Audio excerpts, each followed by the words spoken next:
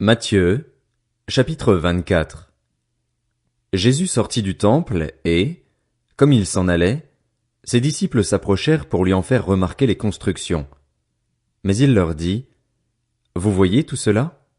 Je vous le dis en vérité, il ne restera pas ici pierre sur pierre, tout sera détruit. » Il s'assit sur le mont des Oliviers.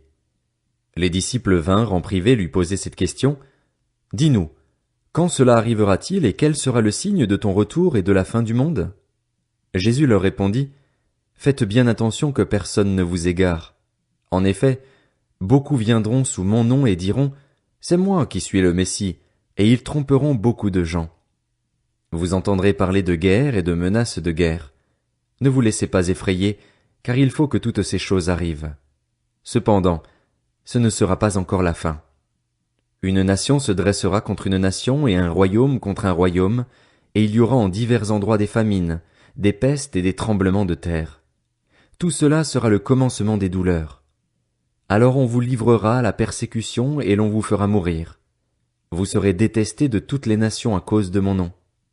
Beaucoup trébucheront alors, et ils se trahiront, se détesteront les uns les autres. Beaucoup de prétendus prophètes surgiront et ils tromperont beaucoup de gens. À cause de la progression du mal, l'amour du plus grand nombre se refroidira, mais celui qui persévérera jusqu'à la fin sera sauvé. Cette bonne nouvelle du royaume sera proclamée dans le monde entier pour servir de témoignage à toutes les nations. Alors viendra la fin. C'est pourquoi, lorsque vous verrez l'abominable dévastation dont a parlé le prophète Daniel établie dans le lieu saint, que celui qui lit fasse attention, alors que ceux qui seront en Judée s'enfuient dans les montagnes, que celui qui sera sur le toit ne descende pas pour prendre ce qui est dans sa maison, et que celui qui sera dans les champs ne retourne pas en arrière pour prendre son manteau. Malheur aux femmes qui seront enceintes et à celles qui allaiteront durant ces jours-là. Priez pour que votre fuite n'arrive pas en hiver, ni un jour de sabbat, car alors la détresse sera si grande qu'il n'y en a pas eu de pareil depuis le commencement du monde jusqu'à présent et qu'il n'y en aura jamais plus. Et si ces jours n'étaient pas abrégés, personne ne serait sauvé. Mais à cause de ceux qui ont été choisis, ces jours seront abrégés. Si quelqu'un vous dit alors, « Le Messie est ici » ou « Il est là », ne le croyez pas, car de prétendus Messies et de prétendus prophètes surgiront. Ils feront de grands prodiges et des signes miraculeux au point de tromper, si c'était possible, même ceux qui ont été choisis. Voilà, je vous l'ai annoncé d'avance. Si donc on vous dit, « Le voici, il est dans le désert », n'y allez pas, ou « Le voilà, il est dans un lieu secret », ne le croyez pas.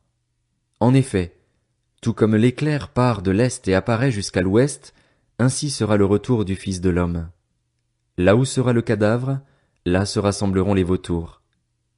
Aussitôt après ces jours de détresse, le soleil s'obscurcira, la lune ne donnera plus sa lumière, les étoiles tomberont du ciel et les puissances célestes seront ébranlées. Alors le signe du Fils de l'homme apparaîtra dans le ciel. Tous les peuples de la terre se lamenteront et ils verront le Fils de l'homme venir sur les nuées du ciel avec beaucoup de puissance et de gloire. Il enverra ses anges avec la trompette retentissante, et ils rassembleront ceux qu'il a choisis des quatre coins du monde, d'une extrémité du ciel à l'autre. Tirez instruction de la parabole du figuier. Dès que ses branches deviennent tendres et que les feuilles poussent, vous savez que l'été est proche. De même, quand vous verrez toutes ces choses, sachez que le Fils de l'homme est proche, qu'il est à la porte. Je vous le dis en vérité, cette génération ne passera pas avant que tout cela n'arrive.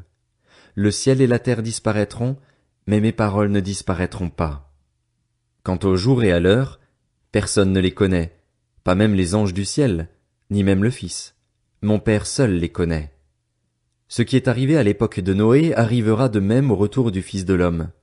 En effet, dans les jours précédant le déluge, les hommes mangeaient et buvaient, se mariaient et mariaient leurs enfants, jusqu'au jour où Noé est entré dans l'arche.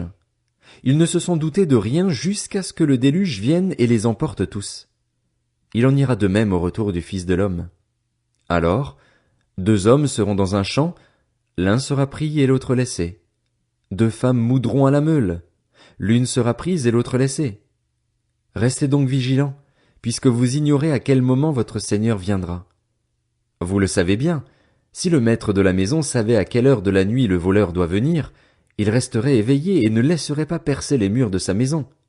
C'est pourquoi, Vous aussi, tenez-vous prêts, car le Fils de l'homme viendra à l'heure où vous n'y penserez pas. Quel est donc le serviteur fidèle et prudent que son maître a établi responsable des gens de sa maison pour leur donner la nourriture en temps voulu? Heureux le serviteur que son maître, à son arrivée, trouvera occupé à son travail. Je vous le dis en vérité, il l'établira responsable de tous ses biens. Mais si c'est un mauvais serviteur, qui se dit en lui-même, mon maître tarde à venir, s'il se met à battre ses compagnons, s'il mange et boit avec les ivrognes, le maître de ce serviteur viendra le jour où il ne s'y attend pas et à l'heure qu'il ne connaît pas. Il le punira sévèrement et lui fera partager le sort des hypocrites. C'est là qu'il y aura des pleurs et des grincements de dents.